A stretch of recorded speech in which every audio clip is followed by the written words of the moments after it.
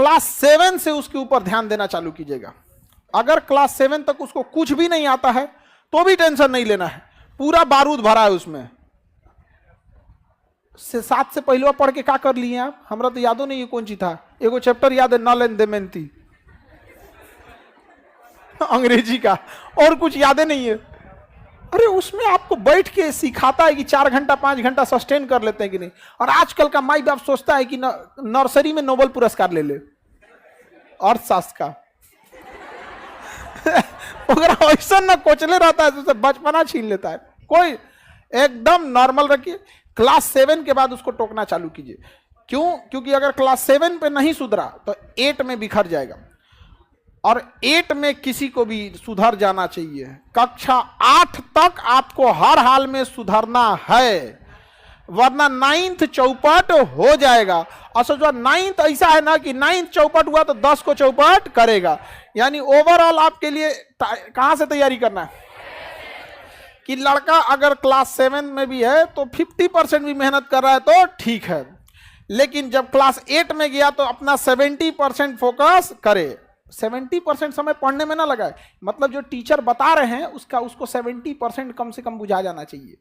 समस्या ये नहीं है, लोग आरोप लगाते हैं कि मेरा बचवा नहीं पढ़ रहा है। हकीकत में उस बचवा से पूछिए कि मास्टर जो पढ़ा रहे हैं ना उसके दिमाग में नहीं घुस रहा है, वरना डाउनलोडिंग पावर तो उसका गूगल से तगड़ा है। अरे एक बार इंस्टॉल करके तो देखो, कभी डिलीटे नहीं मारेगा वो। यहाँ पर अब गलती हो जाता है, पगला रहा है वहां पर। हम क्लास 7 की बात बता रहे हैं। हमसे एक मैडम थी तो स्कूल में तो मैडम ही लोग ज्यादा पढ़ते। ए उठो, स्टैंड अप, बताओ व्हाट इज इंडिया, भारत क्या है? हम इंडिया इज ए कंट्री बोलना चाहिए। हम डरा गए, India is a good citizen Bharat एक अच्छा नागरिक है। बताओ ये कभी हो सकता है? हमें ये पता ही नहीं था कि सिटीजन मतलब क्या होता है। बस एक ही चीज का पता था कि इंडिया माने हमारा कंट्री, गुड माने बहुत अच्छा, इंडिया इज गुड सिटीजन। बस डस्टर जो होता है ना मिटाने वाला, ओका लकड़ी पीछा लगा होता, हाथवा उल्टा करके पढ़ता है तुम लोग यहाँ पे, हाँ? और वही हम लोग बोलते पढ़ाती हैं आप लोग तो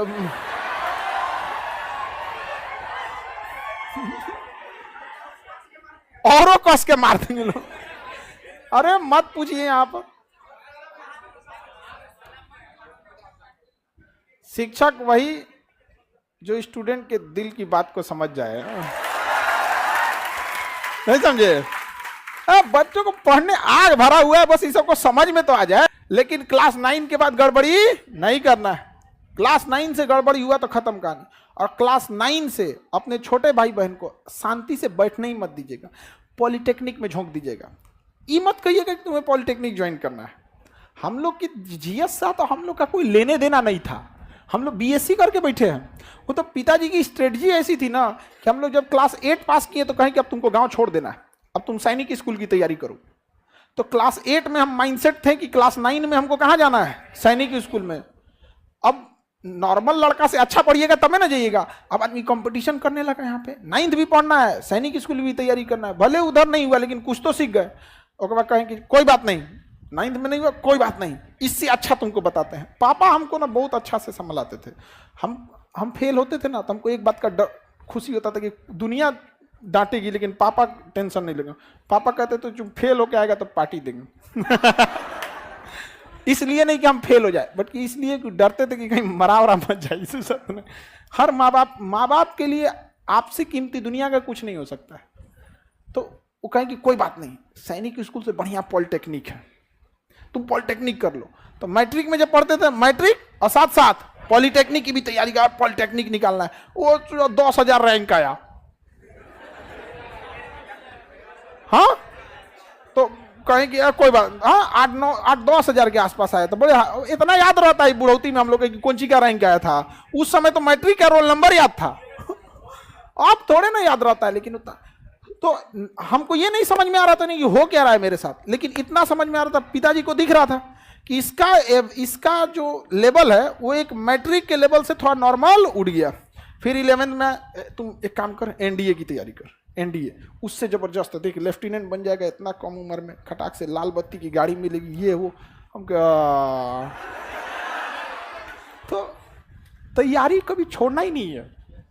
आप अगर ग्रेजुएशन करके या इंटर पढ़ के घर बैठ गए रहते ना, तो अभी जिस लेवल पे हैं इससे भी नीचे रहते कि नहीं रहते। इसलिए तैयारी छोड़ना ही नहीं है। और हम लोग से कोई पूछता, हमसे एक आदमी पूछे कि सर आप अपना अभी के हिसाब से आप अपने आप को क्या समझते हैं, कहता I am a student of society, मैं इस समाज का एक विद्यार्थी हूं। आप लोग के लिए हम शिक्षक हैं, but what I am a student of this society. ये समाज हमको डेली कुछ ना कुछ सिखाता है कि समाज इंतजार करता है कि आप कब गिरिए हम गिद्ध की तरह